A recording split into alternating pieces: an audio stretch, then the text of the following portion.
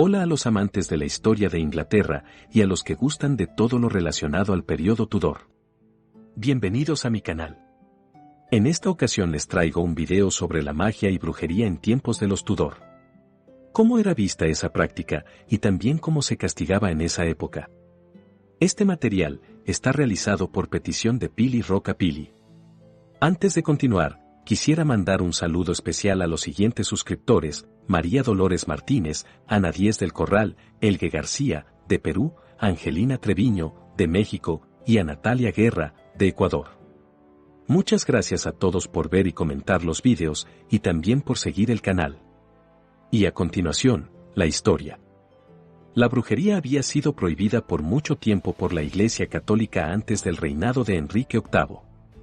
Años antes de que Enrique accediera al trono, el Papa Inocencio VIII había decretado en un documento de bula papal de 1484 que las hechiceras eran reales y dañinas por su participación en los actos de Satanás, una opinión que fomentaría la histeria sobre la existencia de brujas y sus supuestas actividades siniestras en toda Europa, décadas antes de que una pandemia similar se apoderara de Inglaterra en el siglo XVII. A diferencia de la creciente paranoia sobre la brujería y su práctica en el continente, el clima de Inglaterra era más silencioso y más tolerante con algunas formas de adivinación. Monarcas como Enrique VIII, y más tarde su hija Isabel I, fueron apasionados defensores de la astrología y emplearon tales servicios para predecir no solo sus propios destinos, sino también para elegir fechas para eventos importantes, como cuando intentarlo y concebir un hijo, ir a la batalla, organizar bodas o coronaciones.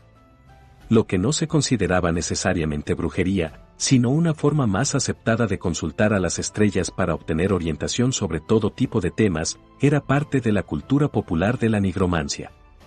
Esta tradición de practicar magia, lanzar hechizos y comunicarse con los muertos no siempre atrajo la ira de la Iglesia Católica hasta el punto de condenarla, hasta que tales supuestas prácticas fueron vistas como demoníacas y heréticas.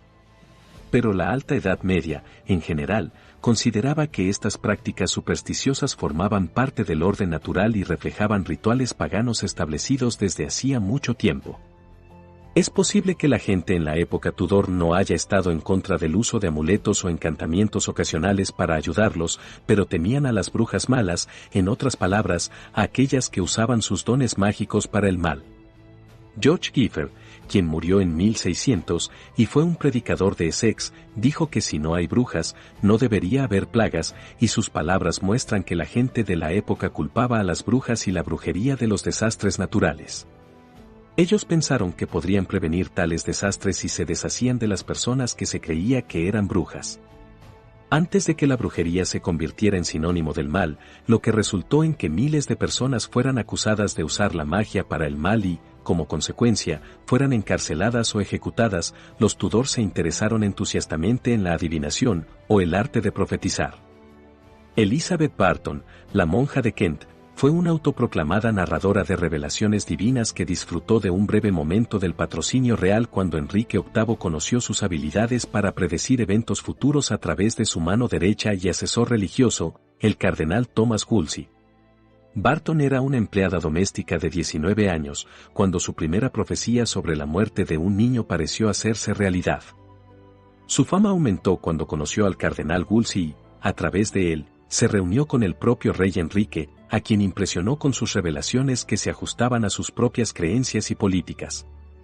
Sin embargo, el estatus sagrado de Barton como un profeta talentoso pronto se volvió en su contra cuando profetizó que Enrique moriría dentro de unos meses y se casaba con Ana Bolena.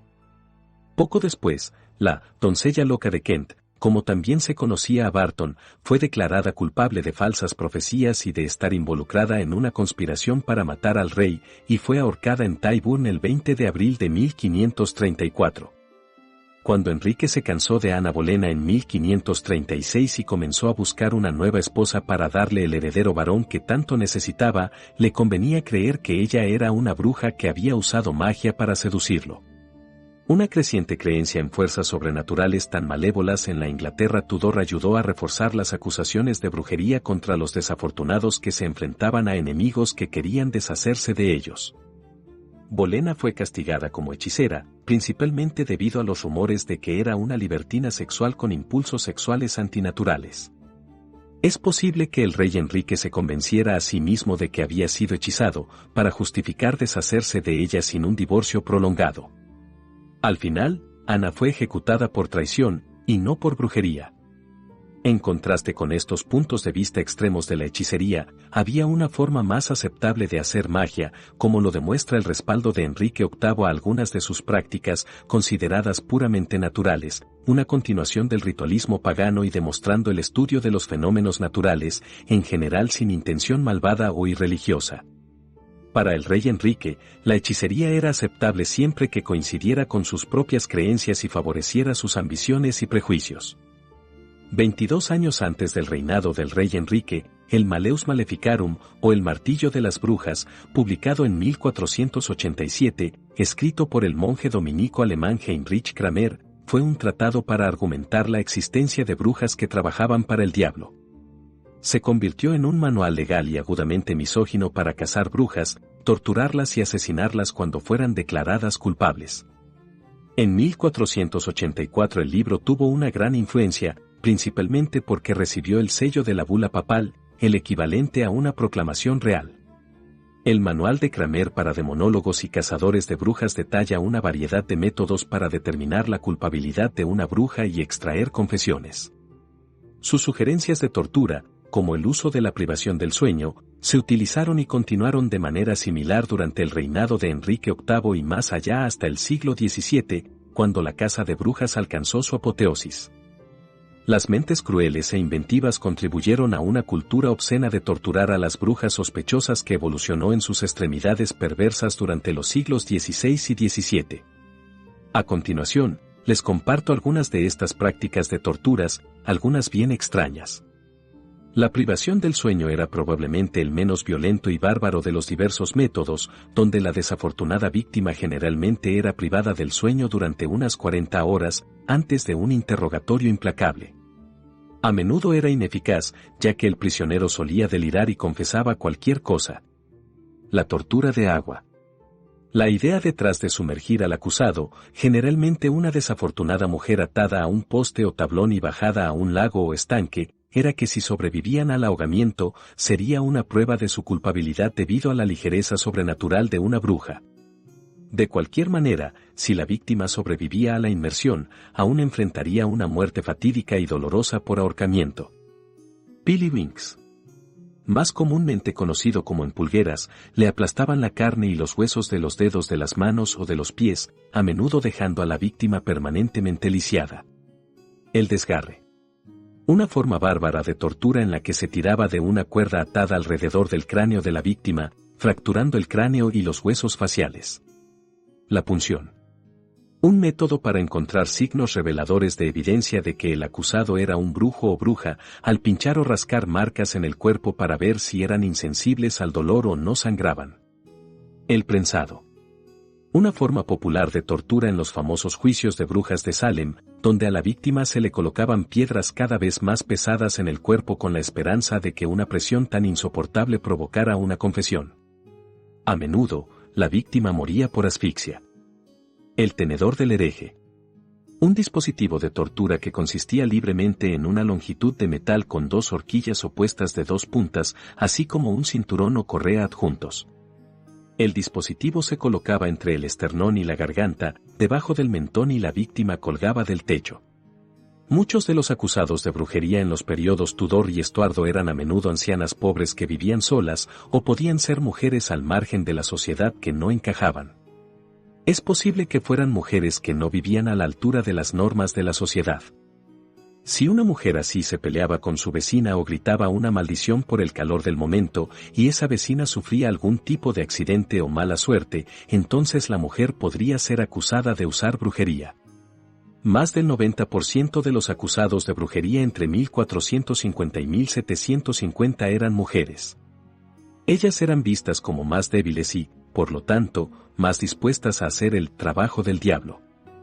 Las mujeres también fueron vistas como tentadoras, lo que se remonta a los textos bíblicos que describen el pecado original, donde Eva pecó e hizo que Adán pecara junto con ella.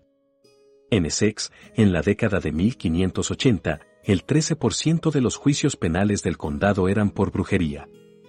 De 64 personas acusadas de brujería, 53 fueron declaradas culpables. 3.000 mujeres fueron juzgadas oficialmente por brujería en Inglaterra entre 1563 y 1700. De ese número, unas 400 fueron ahorcadas. Otra estadística inquietante revela que, entre 1558 y 1709, más de 785 casos formales que involucraron a 474 brujas fueron juzgados por tribunales penales en Essex, Hertfordshire, Kent, Surrey y Sussex. El terrible desenlace fue que más de 100 fueron ahorcadas, de las 209 condenadas.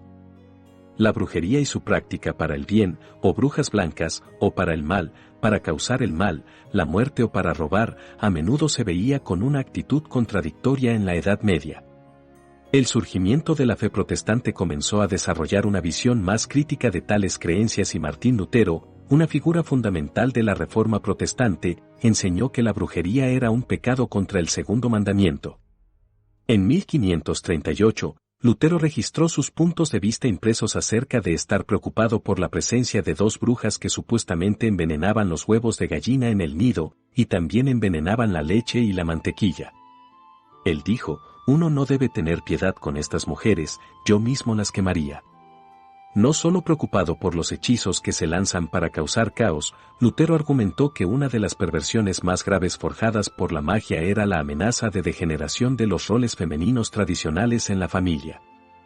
El reinado de Enrique VIII inició los primeros comienzos de la paranoia sobre la brujería en el periodo Tudor, y la creencia de que los inocentes podían ser hechizados, como se le hizo creer a Enrique que eso mismo le había hecho a Ana Bolena. Para un monarca atribulado por guerras desastrosas en el extranjero y ataques de impotencia, era mucho más fácil culpar a las fuerzas demoníacas. Aunque Bolena no fue acusada de brujería durante su juicio, sí estuvo sujeta a ser asociada con retosar con demonios y usar brujería antes de su arresto, y más tarde, después de su ejecución en 1536, fue satanizada como tal siglos después. La ambivalencia en torno a la figura de la bruja Tudor continuó incluso después del reinado de Enrique VIII, ya que incluso los poderes ocultos tenían sus usos. Un cabalista cristiano, el Dr. John Dee, sugirió la fecha de la coronación de Isabel I y disfrutó de su patrocinio como astrólogo de la corte la mayor parte de su vida, a pesar de conjurar abiertamente espíritus de la llamada esfera superceleste, utilizando rituales que se encuentran en antiguos grimorios mágicos. Las habilidades de John Dee como astrólogo y sus experimentos potencialmente lucrativos con la alquimia lo mantuvieron por encima de la ley, a pesar del estatuto punitivo de Isabel I en 1563, que imponía la pena de muerte por la práctica de la brujería.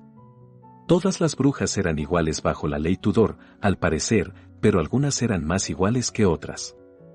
De hecho, no fue hasta después de que Jacobo I llegara al trono en 1603, con su tratado sobre la brujería y su miedo a lo sobrenatural, que la locura por la caza de brujas en Inglaterra realmente despegó. Y bueno amigos, hasta aquí este video sobre la brujería y hechicería en la Inglaterra de los Tudor.